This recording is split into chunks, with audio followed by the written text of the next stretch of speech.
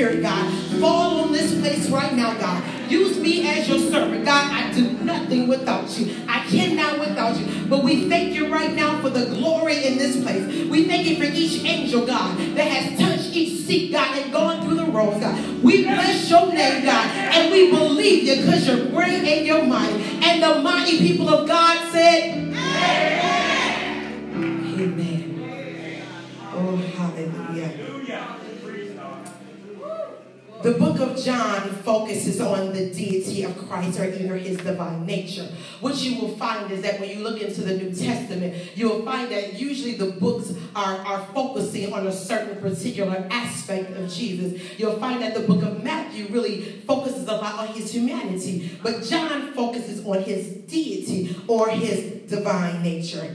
The book of John can be summed up into two different parts. From verses chapter 2 to 11, it speaks of the miracles, signs, and wonders. And then the other books of the Bible focuses on Jesus ministering to the disciples, but the second part deals with also his triumphant hour, or what we know to be the passion. And it gives us a walk down the Gethsemane, and when Jesus was on trial, and ultimately the death of Jesus. Amen. We got to start with a little bit of a foundation. We can't just jump in, because you got to know what we're talking about, and you got to understand what was going on in the setting. Now, in the book of John, there were 7 miracles that Jesus performed. Some of the miracles were, he turned water into wine in Canaan. He healed an official's son in Capernaum. He healed the lame man in the pool of Bethesda in Jerusalem. He fed the 5,000 near the Sea of Galilee. He healed a blind man in Jerusalem, and he raised Lazarus from the dead in Bethany. Now you would think after 7 miracles, and when the disciples was walking with him, you would think that there would be no questions asked who you were. You would automatically think, because I don't know about y'all, but I was saying to myself, if I was there, I would know who you were. But I wasn't there, so. You would think that there wouldn't be any misunderstanding of who Jesus was. It wasn't even the first time there was a misunderstanding. As the Bible lets us know that Jesus began to take a poll quite often. And he took a poll when it came to Peter. And he said, Peter, who do men say that I am? Who do men say that I am? So Peter began to answer that. Some say that you John the Baptist. Now y'all know John the Baptist was beheaded. Some say you are Elijah or Jeremiah or the prophet. But then the Bible lets us know that Peter declares that thou art the Christ, the Logos, the Son of the living God. When he says the Son of the living God, that speaks of deities, God the Son. That's what he's speaking of. That's why you have to be very careful in understanding with words. They're just not in the Bible. When it says the Christ, it could have just said Christ, the Son of God, the Son of the living God. All right. So you mean to tell me we get down here and in the book of John, and Philip has the nerves to ask a question, well, where the Father at? Where the Father at? Philip did not understand who Jesus was. So Jesus goes down to a little bit of spill, but he get quite right to the point. And he says, you know what? If you don't believe anything, believe me for the evidence. For the evidence. There's a scripture in the Bible where Jesus was telling, you believe because you see, but blessed to those that have not seen, but yet believe. So the evidence, believe me for the evidence, so the evidence of what's going on. So now we have to understand that there's a time where all of this is going on and people are still not sure who Jesus is. Back in biblical days, that was an issue. But we here in 2020. We in 2020. And the same questions are being asked right now. He had died on the cross, rose from the grave, sent the Comforter, got all evidence, signs, miracles, and wonders. And we still asking, who is Jesus? As a matter of fact, the evidence was so big and so prevalent. The Bible lets us know when Jesus was crucified at the 9th hour that all of a sudden darkness came over the earth. And the earth shook, it was the evidence that you have killed the Messiah. So we're dealing with evidence. We're dealing with evidence on here. We're dealing with evidence. So now we find out that the question is being asked. And this is some of the questions that today's saints asking. Y'all didn't hear me say it. The unbelievers. This was the saints asking. Did Jesus really exist? Is the Bible outdated? Is he still in the healing business? Do we still got to speak in tongues? Is he still a provider? Is he still a miracle worker? Is he still blessing folks? Is he still the I am that I am? These are some of the questions that are being asked day to day amongst the believers. It wasn't enough that we read the word of God. It wasn't enough that we sing Grandma and the healings, but we're still wondering. Why are you wondering? Because you have ran into life. You ran into life with your saved, sanctified self. And when you ran into life, all of a sudden, you thought that somehow God wasn't with you because life happened. But the thing about it, the God was very, very clear. You're going to have to pick up your cross and you're going to have to carry it. You ran into life, and you thought all of a sudden that maybe this Jesus wasn't real. Or you ran into somebody that was more learned than you, and they started spitting out some stuff that seemed kind of right. It seemed like it made some sense. It seemed like it is something that got into your spirit because you was dealing with life. So now, maybe there is another. The devil is a lie. There is no other. And we have evidential proof that there is no other.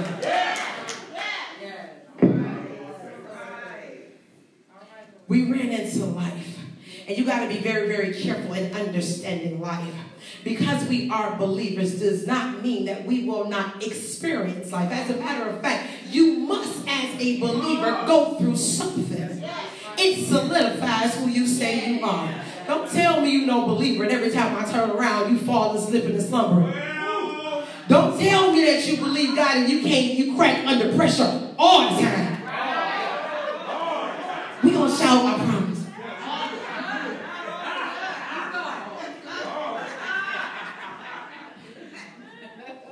I'm not talking about this sometimes. I'm saying all the time. You know how it is when you walking with God and you're on this journey and you find yourself up against the it.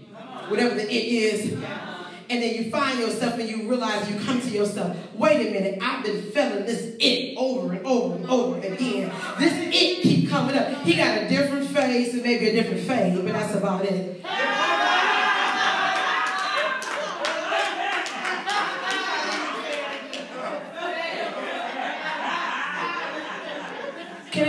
Apostle said, I'm at home.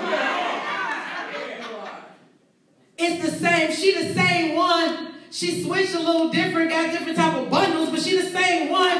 She got the same spirit. She got the same attitude. She got the same demeanor, as a matter of fact. But you keep flipping. You keep getting caught up here.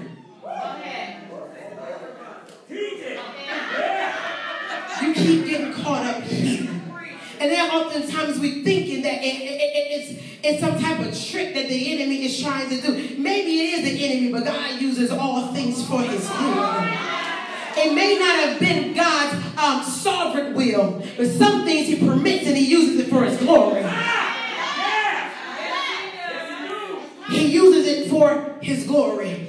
I'm talking about that thing that it just seems like you don't even want to tell nobody nothing about it because you're tired of going back and forth with it yourself. You don't even want to talk to nobody about it. You rather keep it to yourself. I know you would say, well, I'm just going to take this one to the grave. I know I ain't the only one that said it. I'm just the only one that's going to say it out loud.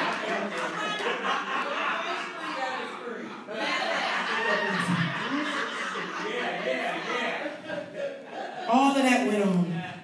So let's get back to the text. So we find that Jesus was on trial back in the biblical days, but Jesus is still on trial right now. Anybody ever watch Law and Order? Yes. I love Law and Order. Yes, Olivia's my girl. But in Law and Order, what happens is that there's a crime that happens and it transitions to a courtroom scene.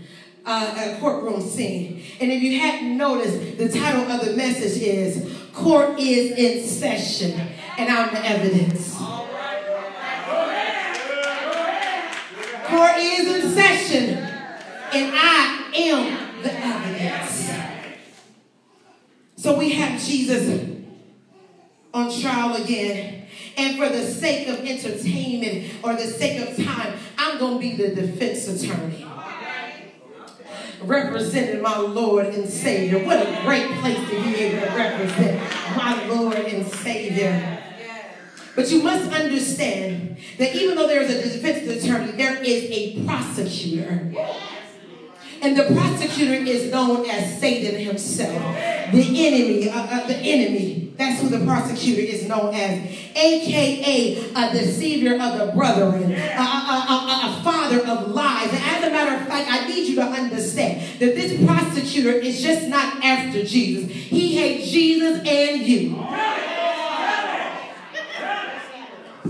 This thing personal to this prosecutor. That's why sometimes when things is personal on the TV show, they have to remove them from the case because they're not sure how many feelings is going to get involved. But this thing is personal. This prosecutor has been after the risen Savior for decades and decades. He had an attitude when he got kicked out of glory. So now his agenda is to come after God and to come after the people of God. Let me explain something. It really ain't about you. He's trying to come after the God in you.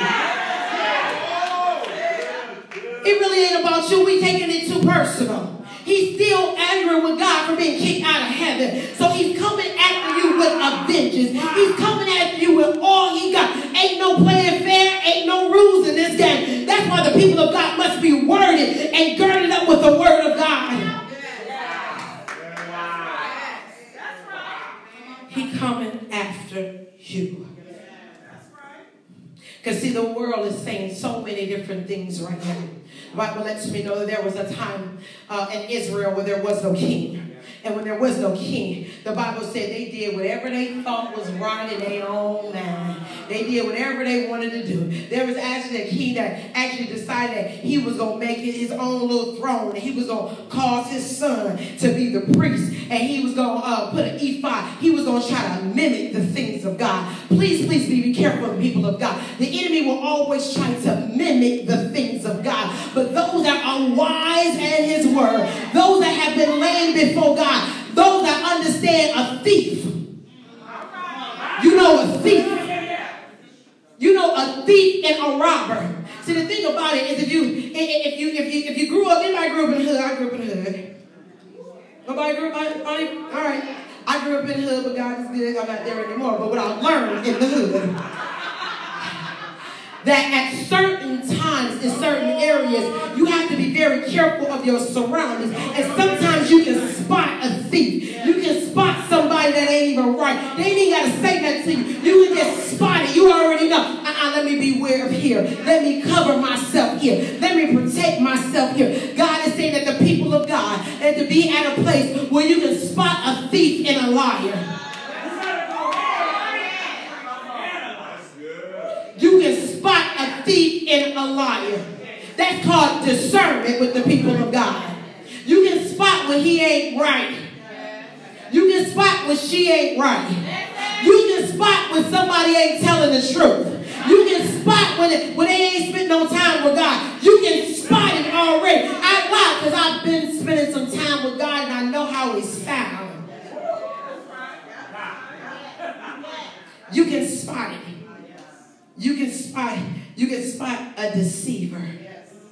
That's why in this time, you're going to have to be so cautious in your group. You're going to be so cautious of who around you because your anointing is at stake. And they can't take your anointing, but they can cause you to get off course. They can cause you to dive into something and prolong what is yours. I don't believe God takes blessings and takes callings. It can prolong where you are going.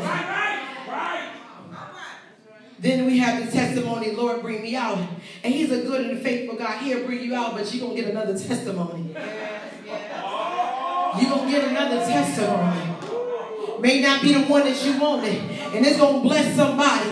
But you're going to have to get another testimony. So we got this persecutor who hates God and hates you. But then we also have this thing called evidence.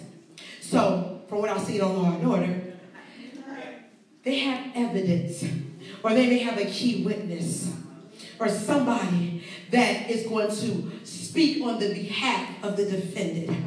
But oftentimes what happens is that the bad guys or the enemy will try to tamper with the evidence.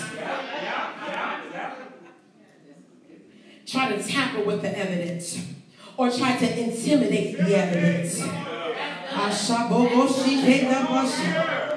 Try to be intimidating to the people of God. Try to make you think that he ain't an all-time God. Try to make you think that he forgotten about you. To intimidate your faith. Try to make you feel silly about paying your tithe and offering all the time. Try to make you feel silly about believing God for a healing. Try to come in and intimidate your faith. Make you not believe that your God is the true and living God. Try to make you get off course. I come and I decree and declare we will not fall for the okie doke this time. Not this time. You could have got me about 5 years ago. I promise you probably could have. But no, not this time. Not this time. I stand on a little bit of wisdom. I stand on another level of faith. I'm like a tree planted by the rivers of water. Those roots run deep. Not this time. Try to intimidate me. Try to make me think that my kids gonna never be saved because they acting crazy now. I'm not intimidated by they acting. Somebody need to, I ain't intimidated about how you acting. You hear what I said? How you acting. Not how you are, but how you acting. Stop acting like you don't belong to me. Stop acting like you are a daughter of the Most High God. Stop acting like that. That is not who you are. And until you realize who you are, mama was standing in the gap. Until you realize who you are, daddy was standing in the gap. Until you come to the understanding who you are, we will stand in the gap. But you've got to go through because there got to be some evidence. That's good. Don't try to intimidate me and make me think my husband don't love me. You just don't know because you get into a little argument here and there. That's an intimidation factor. Go ahead. Walk it out, prophet. Causing you to say something, to do something that don't line up with God. Because you in your feelings. I come against feelings. Let me tell you something about feelings. They fickle and they change often. You can't rely on your feelings. The Bible is very, very clear about the heart. Don't trust the heart. It is deceitfully wicked, and who can know it but God? You can't get so wrapped up in your feelings because that is how all the time we get tripped up. That's how Israel got tripped up over and over and over again. They got into their feelings instead of standing on the word. Wow. How we going to eat? How we going to eat God?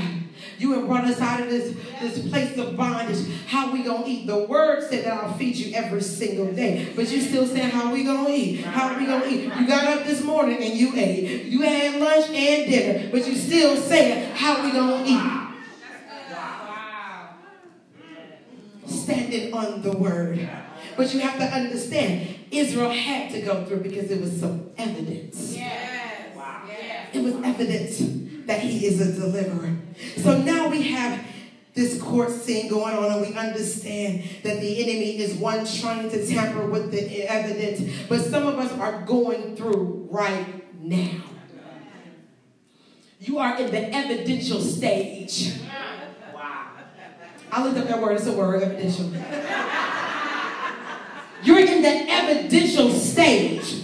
And you wondering, God ain't really brought you out just yet. You in that process of going through. You in that process of building your faith. You in that process of getting the naysayers out. You in that process of glory to glory, faith to faith, and glory to glory. You're in that process. Yes.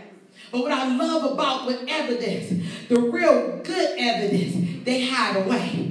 The real good evidence is in lock and key. The real good evidence, you can't just put your hand on it. God told me to come and tell somebody that God says, while you are in the evidential process, I have covered you in that process. So the enemy cannot harm you. The enemy cannot get you. The enemy can't cause you to jump ship. The enemy can't cause you to forfeit the plan of God. Somebody better bless the name of the Lord.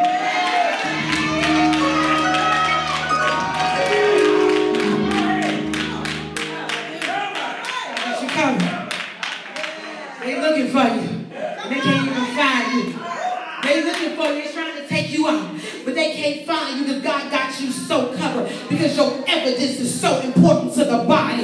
Your testimony is so important to the body. Your testimony is so important to this next generation. We're going to have to be the example and live the life. But until you're ready to come out, I'm going to cover you and make sure you arrive to the testimony stage.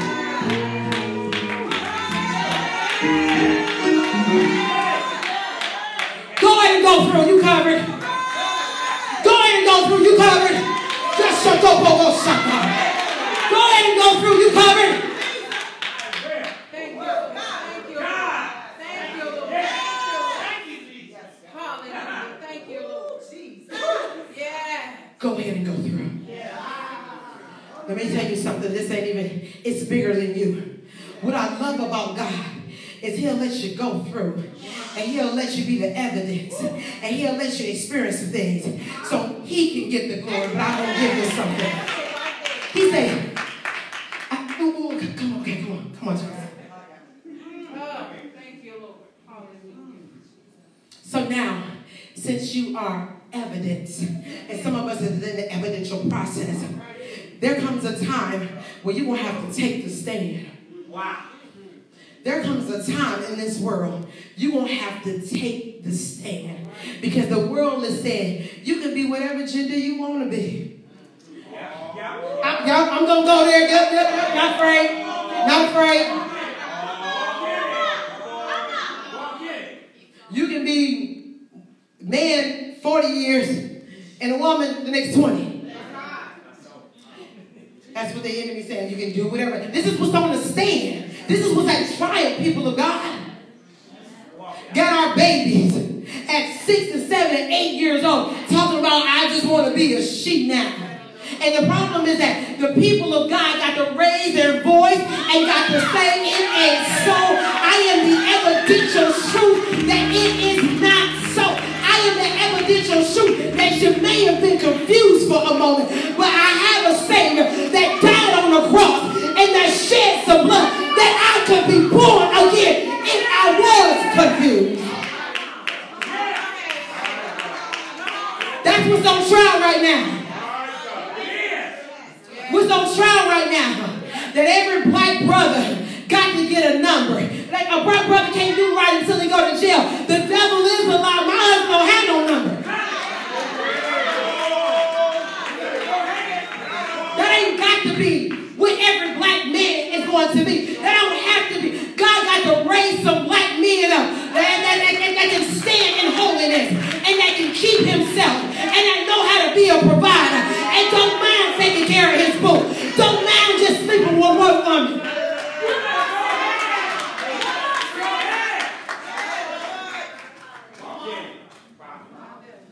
God got to raise some up.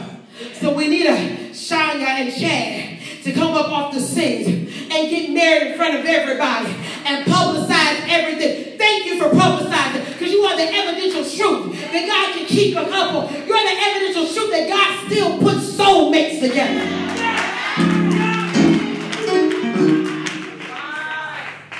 And it can't stop right there. You see, my babies need to see not just mama and daddy married. They need to see a young couple married. They need to see something different. Because what's on trial is, I can live with them just to taste it out. What's on trial is,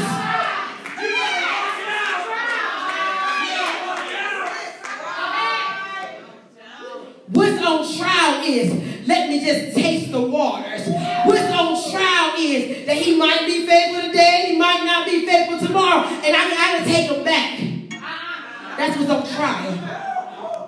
But I declare that Minister Sonia and Minister Chad took the stand in 2019.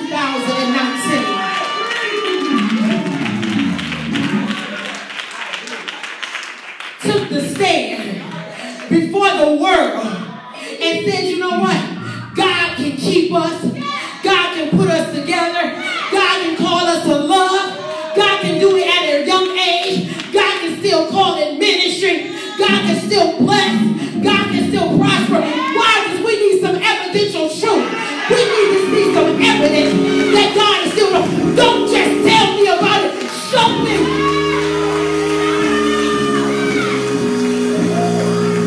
Show me, God. That's what the world is saying. There's a scripture in the Bible also. And God was saying, and Jesus was saying, I got to do miracles and signs and wonders for y'all to believe. And on this earth, we're not talking about the believers, because we know how to rain down heaven. We know how to shift the atmosphere. But we need some tangible miracles, signs, and wonders so the unbelievers can believe. However, they don't believe. They want to know that your God is better than what they serve. They want to know that your God is really faithful, because he ain't been faithful, she ain't been faithful, mommy ain't been right, she steal your check.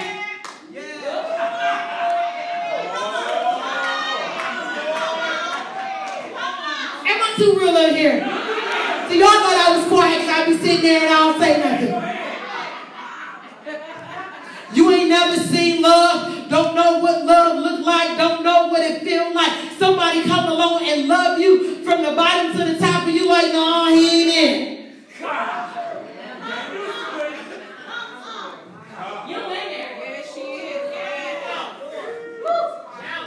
But now, I can tell my babies, mom and daddy been married 19 years. Some evidence is true. Some evidence. But they like, oh, that was back in the day. That's what they tell me. That was back in the day. So I needed them. They didn't even know I needed them. Come on, there's some other mamas in here that know what I'm talking about. Because the stuff they passing through right now. I got to do an interview with you just to make sure you on the up and up. They didn't even know that I needed them. They didn't know that when they were saying I do, and God was blessing them, that they was blessing a whole generation of young people. They didn't even know that they were shifting the thought of some young woman. They didn't even know that some young men that maybe they grew up with a father and didn't think you will be able to be faithful. Now they look at you, sir. Thank you for taking the stand.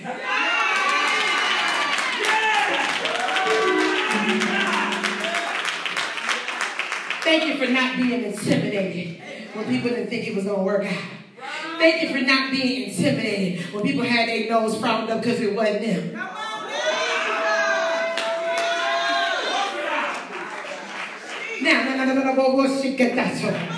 Now, you took the stand and God blessed you. But God said, I can't just leave it there, because you got another group of naysayers that say, okay, and they married now, and what?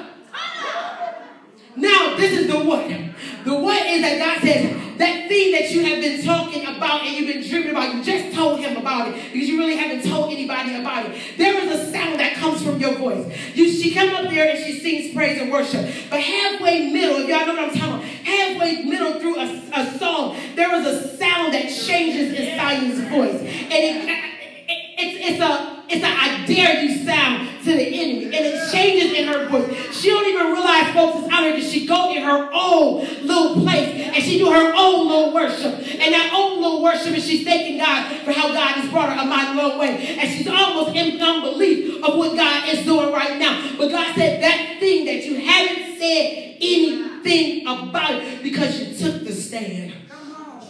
Because you had decided to be the evidence that even as a young woman, you can have gone through some things, but you can come on back to the household of faith, and that you can be the prodigal daughter, and you will claim to everybody that your God still reigns, and your God is a forgiver, and your God wipes the slate clean, and then he sends you a Boaz, not just what you need, but what you like.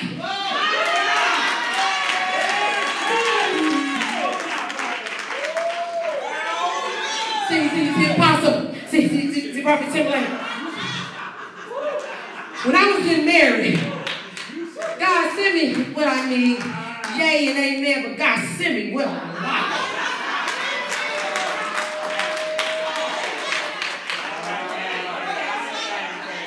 Amen. Amen. Ain't nothing wrong with it. If you and your man said, God sent her, do you have what I like? Why can't I ask my dad that?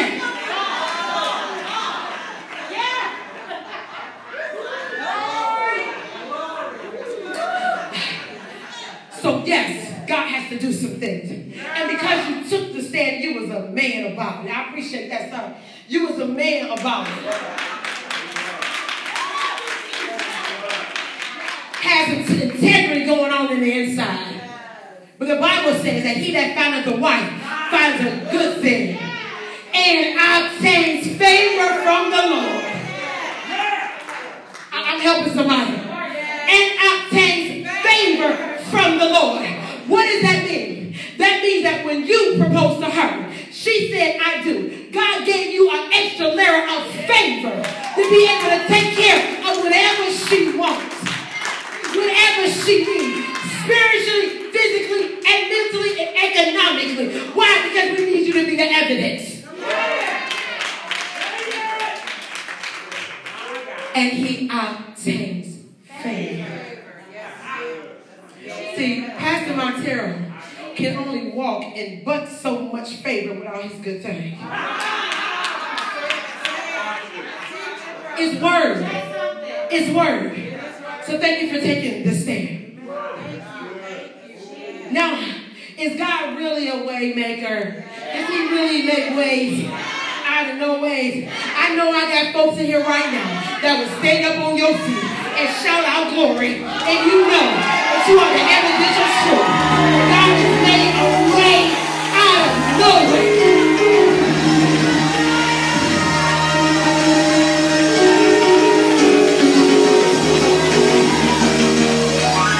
Has he been a keeper? I need the people to scream out. He has been a keeper. Ain't no evidence. You are the evidence. Evidence, baby, and you make the Lord.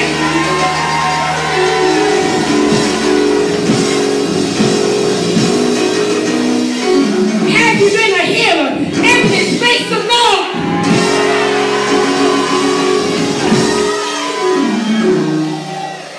Have you been a provider? Evidence makes the Lord. Anybody, it's around tax time. Anybody look at your W-2s and you see what you made all year and you wonder how in the world did we make it? You know you ain't making enough to live like you live, but God made a way.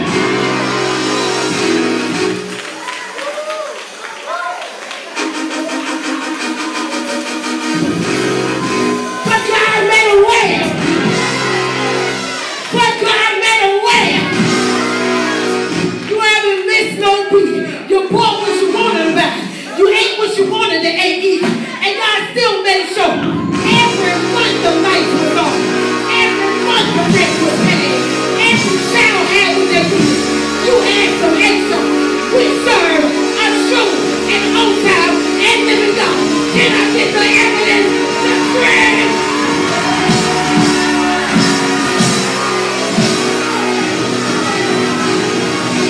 Come on, whoever it is. Be proud that you are the evidence.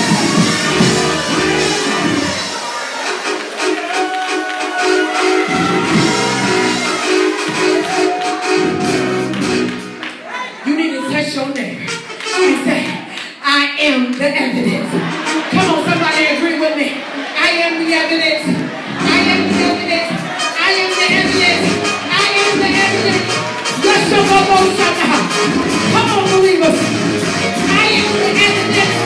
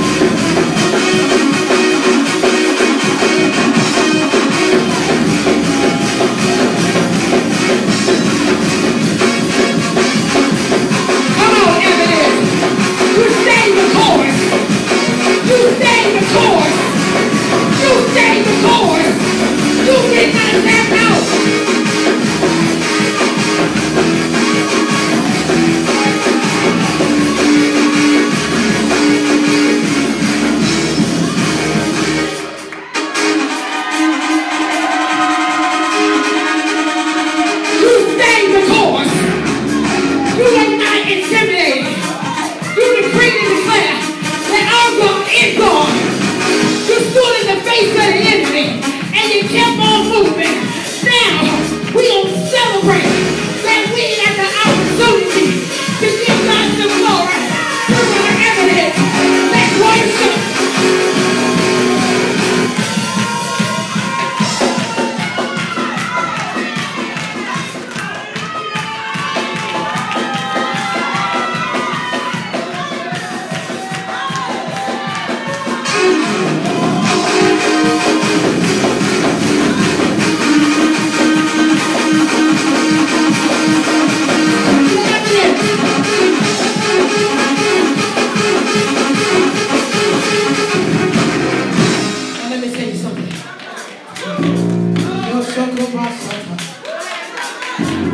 Let me explain to you how important you are as the evidence.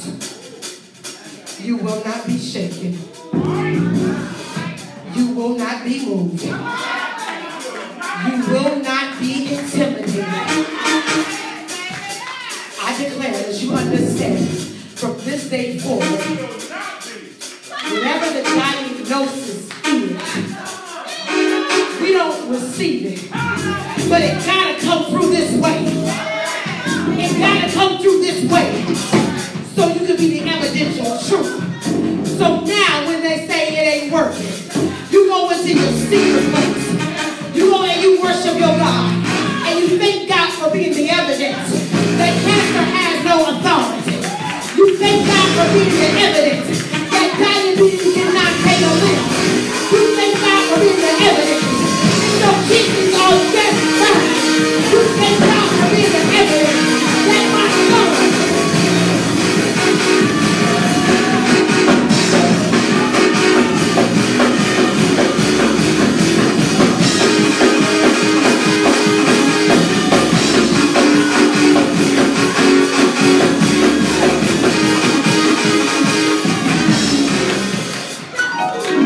Evidence.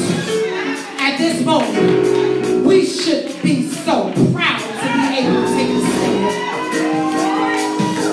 We should be proud to be able to speak on the behalf of our risen Savior.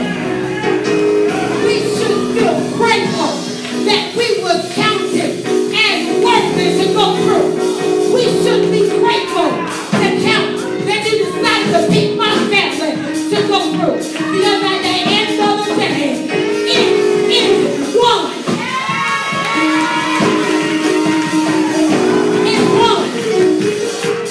Now you got to change your posture. Don't go up on the defense stand acting like you scared. Go up there acting like you mean business. So when the enemy tries to get in your face with some scraps, I need you to make sure the enemy understands just who you are. I understand you're a prostitute, but I need you to understand, not only did I stand here as Shalonda Johnson, but I stand here as a daughter of the Most High God. I stand here as an heir to the seed of grace. I stand here as royal priesthood. You ain't got to agree with it, because I already know it.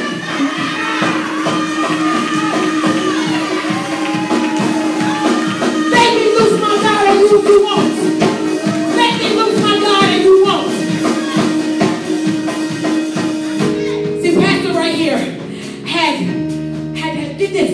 In order to be evidence, you must go through. You ain't worthy to take the stand if you won't go through. So there had to be some evidential truth that God provides. Because I sat here a couple of weeks ago and they talked about how your mortgage was lowered a couple of $100, and how she paid her tithing and offering. The evidential truth is, if you pay your tithing and offering, I will open up the windows of heaven and pour you out a blessing. Thank you for being the evidence. Who been healed in here? So who been healed in here within the last 30 days? Come on, somebody. Stand out in the aisle and you've been healed in the last 30 days in this place.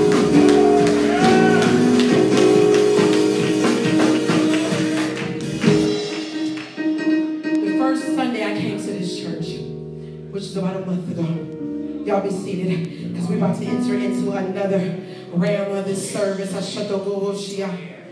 Because we can't just preach it happy. we're going to have to stand in gaps and come against some things. But the first Sunday I came here, God had been transitioning some things in our ministry, and my heart was a little weary. My heart was feeling some type of way because the enemy was trying to trick you and make you think you failed. Try to make you think you failed. Try to bring in your and have you sit in the seat wondering about who you are. I know I'm talking to a leader in this place. But that particular week, I had a hernia. The hernia was so big, I think I probably told you about it, that when I went to the doctor just seen it immediately, could tell it was bulging out. I hadn't walked, I hadn't done anything. The doctor automatically referred me to a specialist, like within the next few hours. But let me tell you about evidence. Don't ever be ashamed of who you are. Because the doctor came in, and you know sometimes I ask you, what do you do for a living? And I said, well, I just resigned. I've been an administrator over the school, so I'm in full-time ministry. And a part of me was like,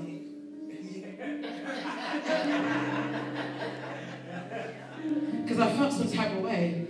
Because I gave up my prestigious position. I had people that answered to me. I made moves, and I loved it. But God said it was time to go. I almost felt silly saying, I'm in full-time ministry, y'all.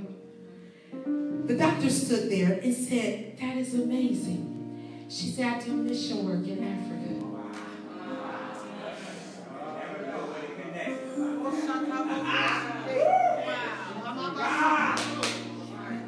Somebody afraid to say who they are.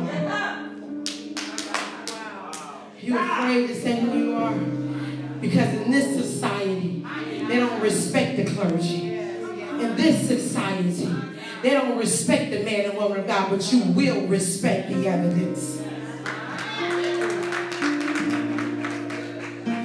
So I went back to that doctor, and she began to take time with my kids, more time than normal. So when she seen the hernia, she said, okay, Mrs. Johnson, it looks like a hernia. She said, we're going to call the specialist and get you in. She said, before we do, I want you to bow your heads. And the doctor began to pray. I had to look up myself. She began to call on the name of Jesus. Every knee shall bow and every tongue shall confess that he is Lord. She's Indian. She began to call on the name of Jesus. They sent me home, and she said, stay by the phone. Stay by the phone. In like 30 minutes, they rushed me in to see the specialist. The specialist was like, yeah, it looks like a hernia. They took some biopsies. And meanwhile, I'm barely walking in. Now, keep in mind, in 2 weeks, I got the vision board party. Something that it took a long time for me to get the courage to do. As soon as I get the courage to do, I get a hernia and I can't walk. What is this? You got to realize when you are in that place with God, and when you're in that making a move and you're starting to get on your journey and you feeling like this fit like a glove, don't be surprised that the enemy throws something at you. It's only right that he try to stop you because you're too powerful. So now the enemy got to work on your psyche. Let me say something. He cannot touch you.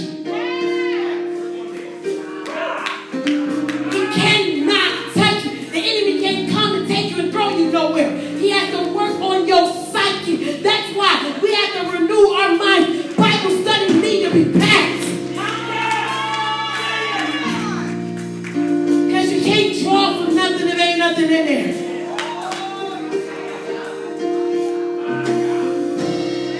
So they scheduled me for surgery. They brought me in it's routine. They go through routine. They treat you like everybody else. But you don't know I ain't everybody else, bro.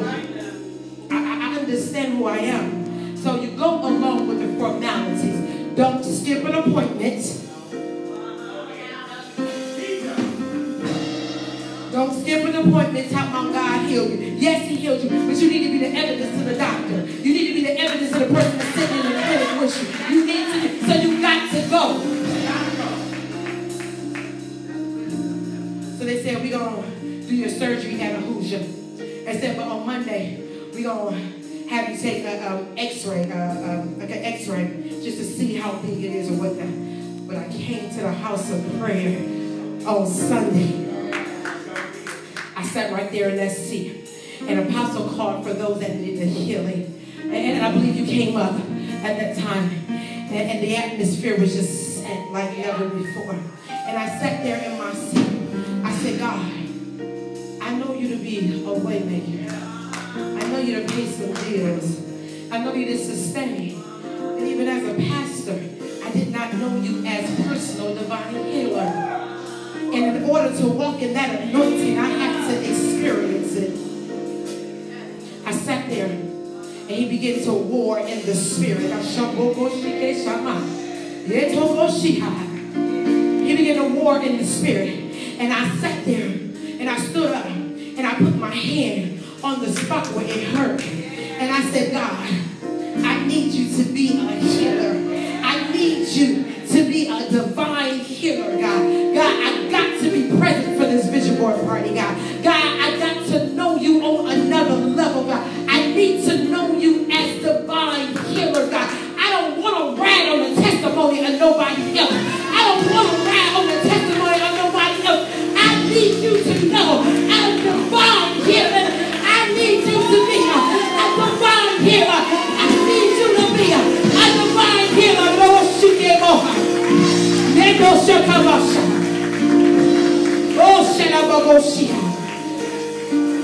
Yes, God. Yes, God.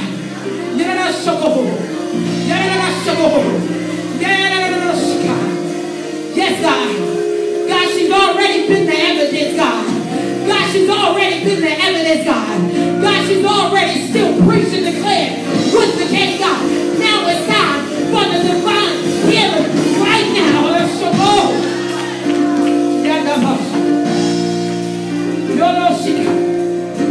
She got work to do, God. After about a couple of minutes in the atmosphere, I began to move her.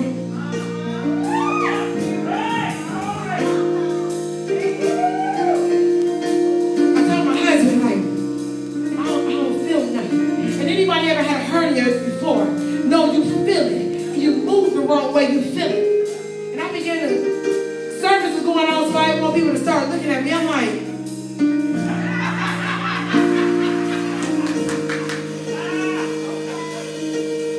I went home. I hadn't slept in a week. I would moan and groan at night because I was in pain. I went home. I went to go eat. I went shopping. And I didn't, nothing. And at nighttime, let me tell you about that. Because the Bible said that Paul and Silas prayed and said praises unto God in the midnight hour. And the midnight hour is when it always tries to get his work. I'm going to come against that midnight hour spirit right now. I send you back to hell. As a matter of fact, I don't come against the judgment you that is experiencing. I come against your mama that has experienced it. Against your grandmother that has experienced it. That in the midnight hour, crazy stuff start happening.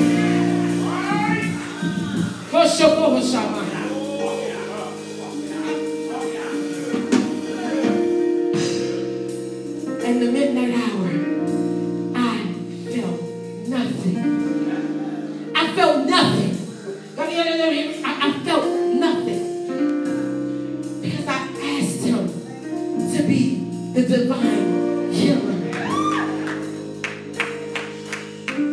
I was willing to be the evidence. I was willing to be the evidence. So not only was that an evidence, not only did he healed me, then he gave me a testimony that only the believers can say. Went to the ultrasound. They feeling all around. And they say, what you in here for? I said, what you mean what I'm in here for? Don't you got to, I had to calm myself down. Don't you got to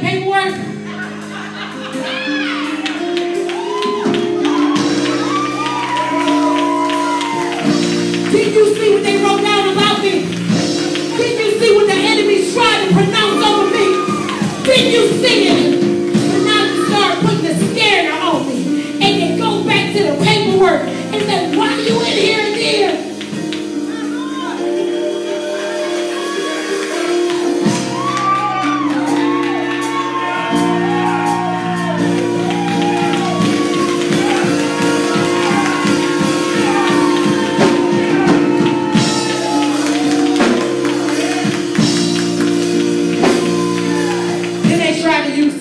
Words that scare me. When your if notes or your notes or something, my notes are just fine. But you, radiology technician, that I don't know, you've been asking about a God. You've been wondering about a God because your situation has gotten ugly. And God just granted me the opportunity to be in pain for a week, so I can go and show this radiology tech that he still lives. Come on, put your hands together.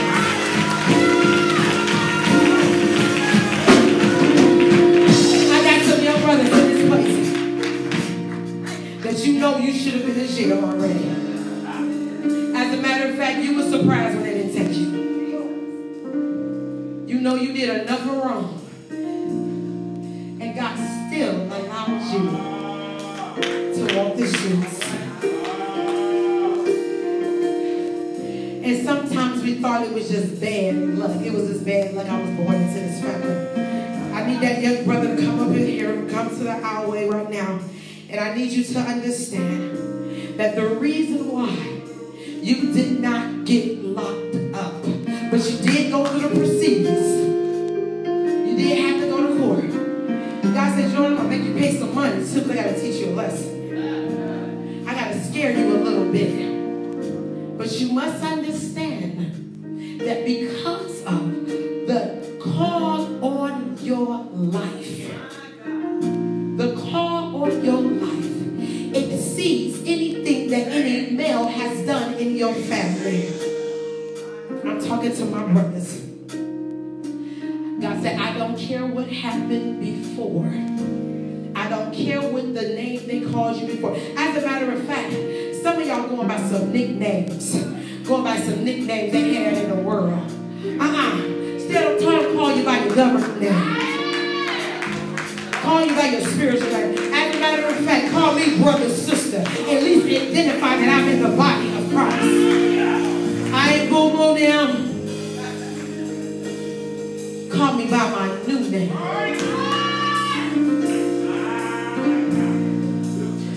And you think that you don't know the path to go because you haven't seen anybody go before you. God said, I've already gone before you. I will be your exceeding great reward. I will be your father that left. Not only will I be your father that left, but I will allow you to exceed where he dropped off.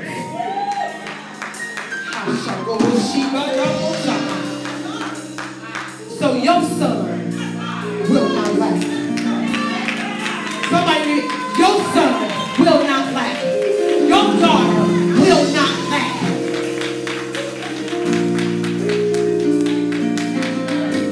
Will not lack. Y'all understand me? I don't know if you understand. Will not lack. Where my brothers at? Where my brothers at in here? I see you every Sunday, sir. I see you every Sunday. And I don't know where you are with God, but I want you to know this. You have changed the trajectory of how men are dealt with in your family. You have changed the trajectory of how men are dealt with, how they are respected, and what the lineage has previously happened. Every day you set foot and you walk into these doors,